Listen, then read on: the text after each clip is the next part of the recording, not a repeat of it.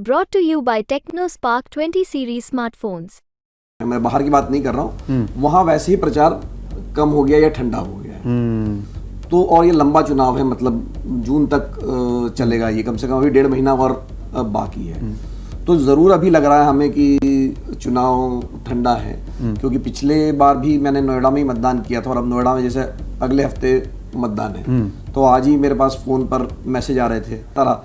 लेकिन मुझे लगता है जो गौर करने वाली बात है, जो कि वोट परसेंटेज से पता चलेगा कि क्या उदासीनता आई वहाँ भी रिफ्लेक्ट हुई है कि नहीं हुई है, कि लोगों में अगर मतलब, और वो भी खास करके जो समर्थक है, वो हो सकता है वो वोट डालने चले जाएंगे या उनके पास अभी, पर ये बात तो है कि जो जोश था, जो उत्साह था, वो कहीं ना कहीं मिसिंग है।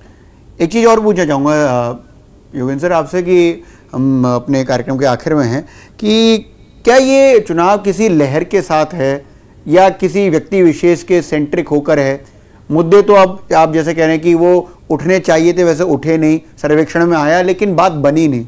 लेकिन क्या जो लहर की बात होती है, जिसको सर ने भी पूछा, वो लहर किस तरफ जाएगी, या जो ये जो बात आई है कि साहब की मुद्दे हैं अपनी जगह, लेकिन जो रिफ्लेक्शन है कि वोट साहब इधर ही देंगे। देखिए, लहर तो नहीं है, ये तो स्पष्ट है। जैसे 2019 की लहर आंख से दिखाई देती, 2014 की लहर आंख से दिखाई देती, वैसी लहर तो नहीं। दो चीजें हैं।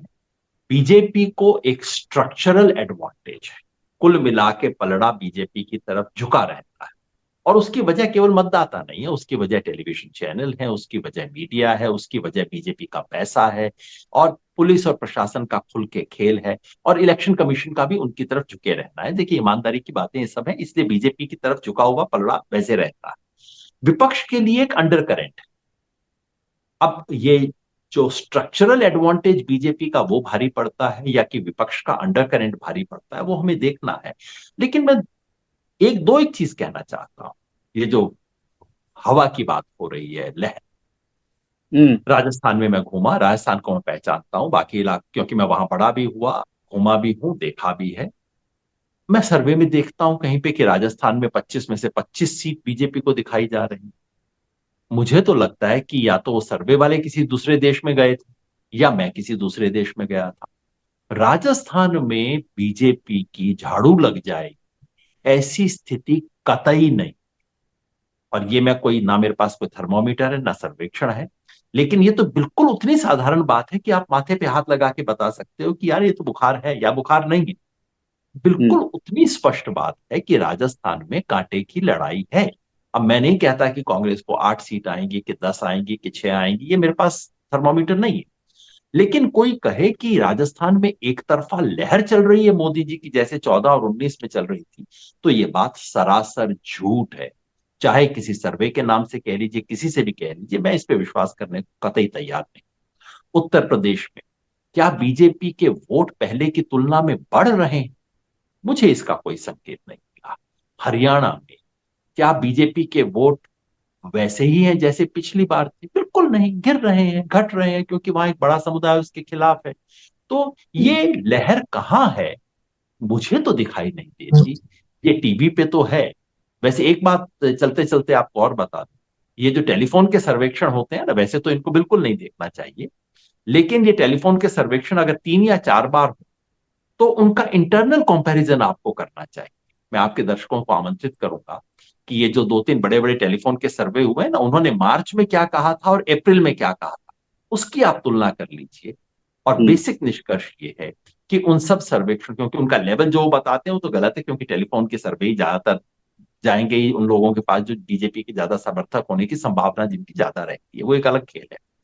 लेकिन मार्च और अप्रैल के बीच में उन सब सर्वेक्षणों ने कहा है कि बीजेपी पहले से उतर गई है। अब एक महीने में अगर उतर गई मार्च से अप्रैल तक, तो जैसा मिलिंद जी कह रहे थे कि मई के आखिर तक जाते जाते क्या स्थिति होगी, थोड़ा हमें उस पर भी गौर करना चाहिए। तो वैसी हवा दिखाई नहीं देती। ये बात जरूर है कि और जो मैं सवाल शुरू से ही पूछ रहा हूं, आपके शो पे पहले भी मैंने पूछा होगा कि भाई इन राज्यों में तो बीजेपी के संख्या कम होगी ही होगी। राजस्थान में, हरियाणा में, अभी मैं दिल्ली की बात नहीं करता, महाराष्ट्र में, लेकिन मिलिंद जी बेहतर जानते होंगे, कर्नाटका में और बिहार। तो मुझे बताइए, जब इतने राज्यों में बीजेपी की सीटें कम होंगी, जितनी भी, कोई कह सकता है 30 सीट कम होंगी, कोई कह सकता है 50 सीट कम होगी, उनकी भरपाई कहां से होगी? तमिलनाडु से तो होगी नहीं। जितना भी विज्ञापन कर लीजिए, तमिलनाडु से तो उसकी भर्ती होने वाली। तमिलनाडु में 1-2 सीट आ जाए बीजेपी की तो गनीमत होगी। बाकी कहां से भरपाई होगी? अगर हम इसके कोई मेरे को कॉन्क्रीट बात बता सके तो फिर हम एक सार्थक चर्चा कर सकते हैं। नहीं तो 400 की डुगडुगी बजाने भर से 400 सीट तो आने वाली नहीं है ना। ये तो सच्चाई है। और इस सच्चाई को डुबाने के लिए, इस सच्चाई को दबाने के लिए तमाम तरह का प्रचार चल रहा है। और जब बहुत ज्यादा प्रचार चले तो मेरा होता है कि अच्छा, 2 मिनट के लिए आंखें बंद कर लो, आराम से इस आंधी को निकल जाने दो, उसके बाद आंख खोल के देखिए। यही मैं आपसे भी अनुरोध करूंगा, यही मैं दर्शकों से भी अनुरोध। सर आखिर में आपका भी कमेंट चाहूँगा कि जिस तरीके से दो शब्द बराबर लिए जा रहे हैं, लहर या अंडर करंट, तो क्योंकि 2004 का चुनाव भी आपने देखा, 24 का चुनाव भी आप देख रहे हैं, और 4 के चुनाव के लिए लोग कहते हैं कि भैया सब कुछ देखा लेकिन वैसा चुनाव नहीं देखा। 24 में अंडर करंट की संभावना है?